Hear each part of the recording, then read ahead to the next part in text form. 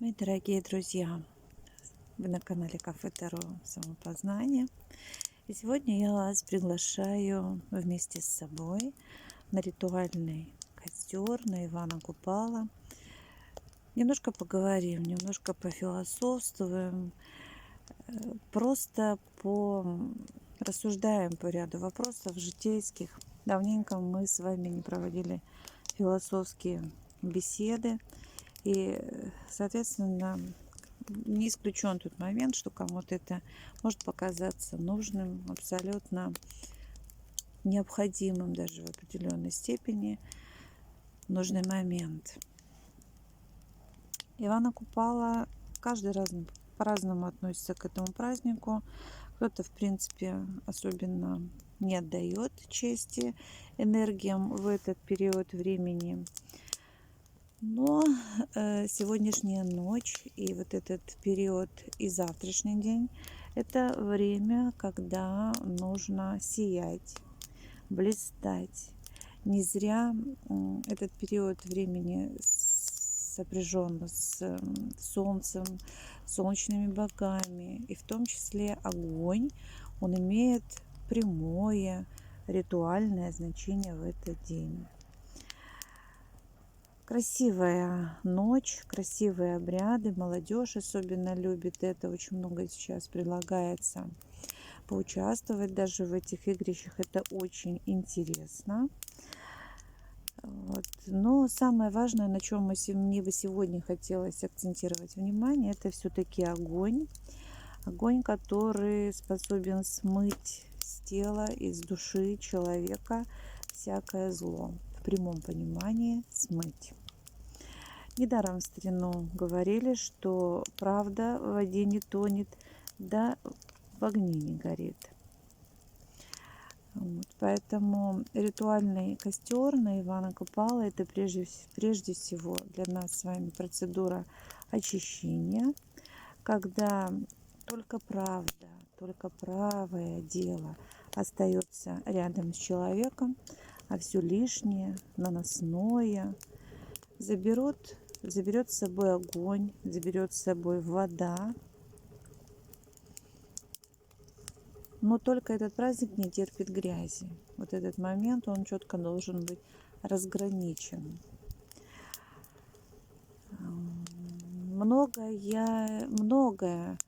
связано с энергией очищения, но в то же время самое неудержимое и самое правильное то, что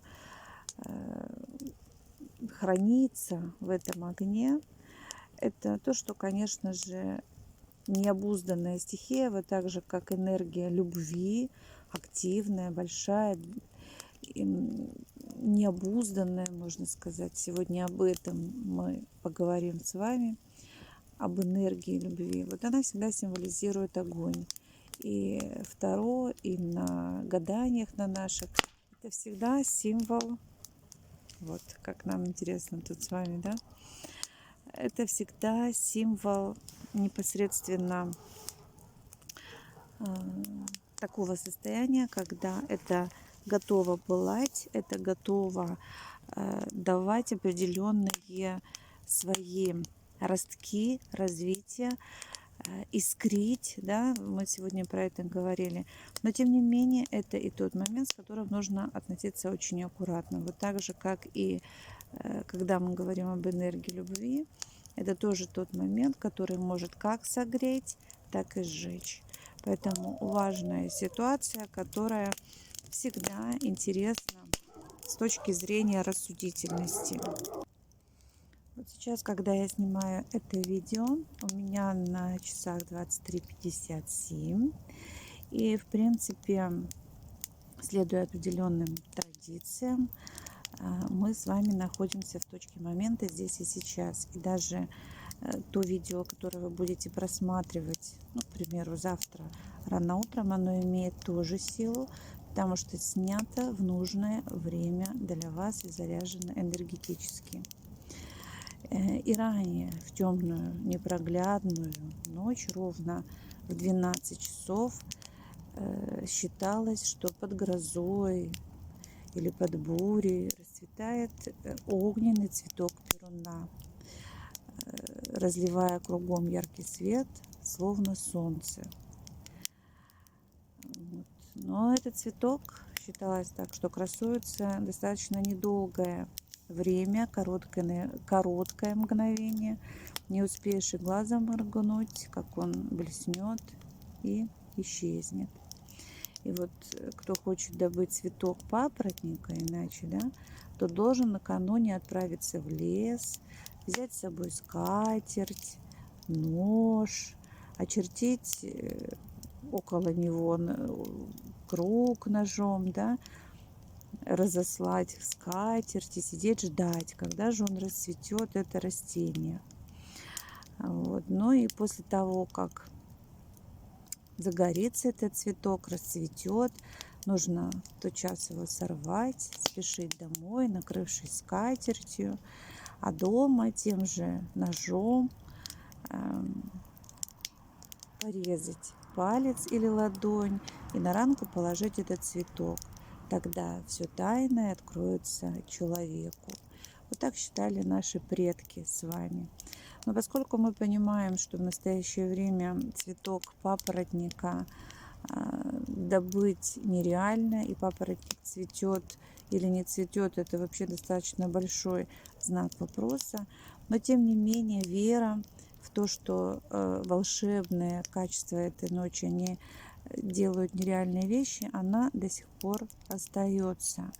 Поскольку перунов цветок — это огонь все-таки, да, и он людям достался, этот перунов цвет, то, конечно же, тот, кто умеет владеть огнем, умеет владеть энергиями, имеет достаточно большие преимущества в жизни, в любви и способен познать тайны славянской магии.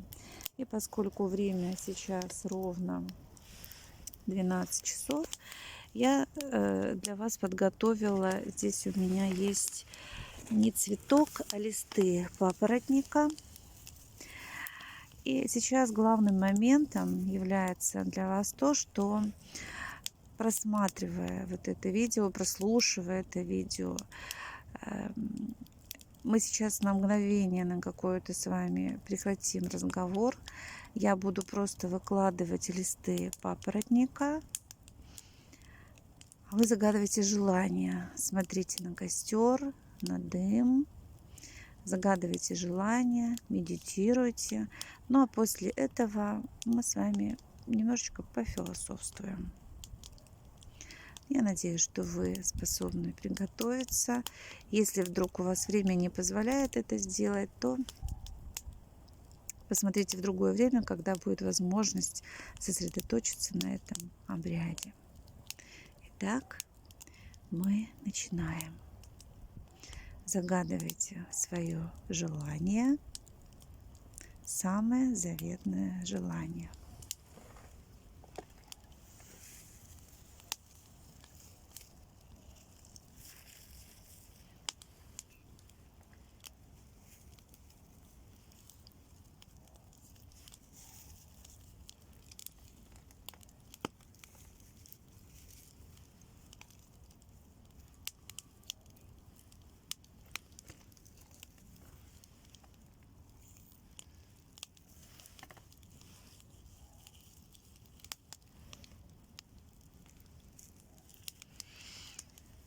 Вот этот дым от папоротника, точно так же, как это от полыни, тем, кто в канале Telegram, тоже есть свойства очищающего дыма. Загадывайте, медитируйте.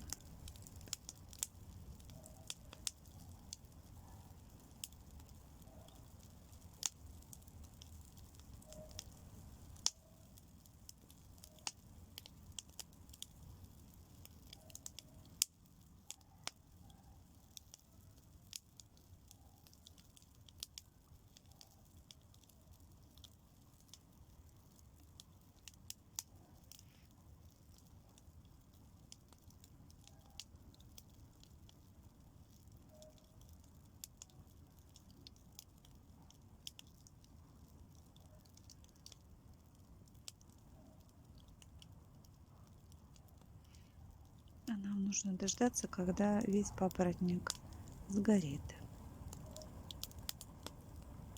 Папоротник в этом случае мы не сушим с вами. Срываем свежий, как тот цветок, который мы ждем этой ночью. И добываем огонь перуна.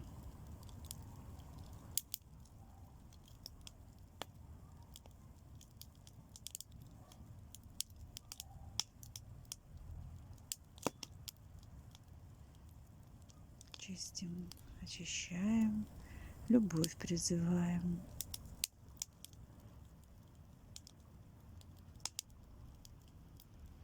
Чистим, очищаем, суженого зазываем.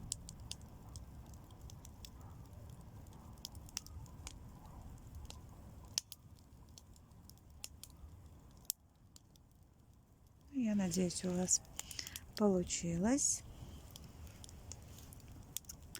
И интересный вариант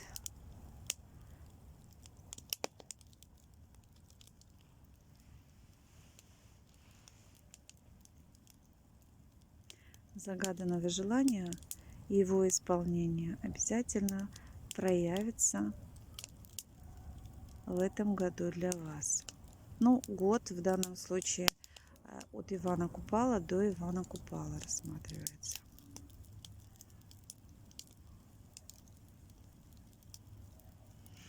Я надеюсь, у вас получилось загадать желание, очиститься рядом с ритуальным костром.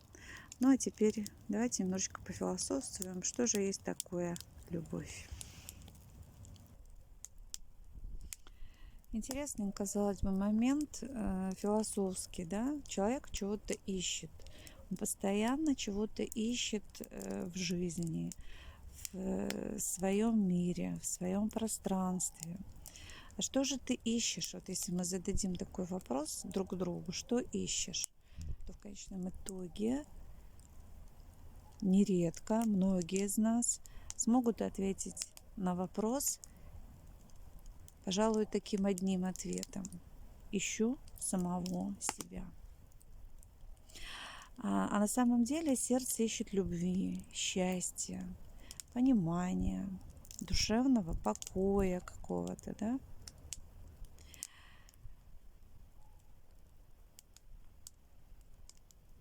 Не каждый может говорить о любви, рассуждать о любви. Почему? Потому что, казалось бы, душа поет, а уста молчат. Почему молчат? Дабы не осквернить святыни.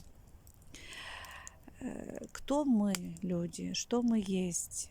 Мы, на самом деле, духовное творение. А что такое духовное творение? Духовное творение – это и есть любовь. Доводилось ли вам когда-либо с удивлением задать себе такой вопрос, что и ответить, пожалуй, на него, что я и есть любовь? Многих это введет в замешательство, но вопрос «я и есть любовь» и есть сама любовь. Невероятно, но это правда. Когда вы сможете это осознать, вы успокоитесь, вы станете более счастливы. Ну, хотя бы на мгновение понимание того, что любовь внутри меня. С наступлением этого мгновения вы сумеете позаботиться о себе лучше. Поскольку человек идет по жизни, и он всегда думает. И вот если в своих мыслях вы всегда будете говорить себе о том, что я есть любовь, то вы потом с удивлением сможете задать себе следующий вопрос: а почему я раньше этого не знал? Или почему я раньше об этом не задумался? Или почему я раньше отнесся как-то, возможно, к этому по-другому? Потому что не чувствовал? Или потому что чувствовал? Или потому что не было времени? или потому что время ушло на поиски себя. У каждого найдется свой ответ на вопрос. И вот тогда, в этот момент, я предлагаю вам просто взять и остановиться. Остановиться, взять период тайм-аута, как есть у нас такое с вами понимание и в колодах Таро, да, перевести дух и понять, куда я иду и с чем. Это очень важно для восстановления вашей же жизненной энергии, ибо обессиленный человек не может двигаться. Вот чем больше вы тратите время на негатив, чем больше вы осуждаете в плохом смысле слова других людей, тем больше вы стоите на месте. И как только придет осознание этому, что любить себя – это значит уважать себя, уважать других, делиться своей любовью с другими, делиться своей любовью и радостями, и тревогами с другими, то вы поймете, что жизнь и энергия любви настолько драгоценна, чтобы ее просто так отдавать на негативные эмоции. И так захочется сохранять каждое мгновение. Исправить ошибки мы можем все. Исправлять ошибки – это интересно. Благодарите то время, когда вы получаете все более и более сложные уроки, которые преподносит жизнь. Чем более сложный урок вы проходите, тем более значимую житейскую мудрость получаете. И самым главным моментом, когда мы говорим о том, что любовь внутри нас, в современном мире нам всем достаточно сложно представить и переоценить и найти время для осмысления. Именно поэтому наш ритуальный костер и беседы в это время – это единственная освобождающая сила во Вселенной, когда вы можете быть рядом возле костра, возле огня, позволяйте всегда себе быть в этих энергиях, поскольку огонь всегда поддерживает энергию любви. Это основа, это Творец, это и есть любовь, огонь внутри меня. Соответственно, любовь – самая ценная энергия из всех существующих. Мы об этом с вами говорим много на канале Кафе Таро Самопознания. Любовь указывает путь, помогает идти по этому пути. Любовь и есть сам путь. Вот изучая и принимая этот вопрос внутри себя, вы действительно двигаетесь к своему здоровью и действительно решаете свои проблемы. И тот период, когда мы ждем, чтобы кто-то подарил нам эту любовь извне, и только тогда я буду счастлива, он заводит очень часто в тупик, в энергетический спад. И тогда человек отчаивается, он не может найти свое счастье, он боится сорваться, потерять все, боится рискнуть ради любви. И жизнь идет не так, как хочется. Так здесь важным моментом является для нас то, что кто не способен полюбить себя, а мы говорим о любви к себе не с эгоистической точки зрения, да, тот не может полюбить и другого. Кто не может простить себе что-либо, никогда по-настоящему не простит другому. И тогда оказывается в плену проблем. Поэтому слова «я люблю тебя», «я благодарю тебя», «прости меня», должны быть постоянным атрибутом нашего дня. Но я надеюсь, что мой ритуальный огонь, очищающий огонь, будет вам в помощь. Обнимаю. До новых встреч. Пока-пока.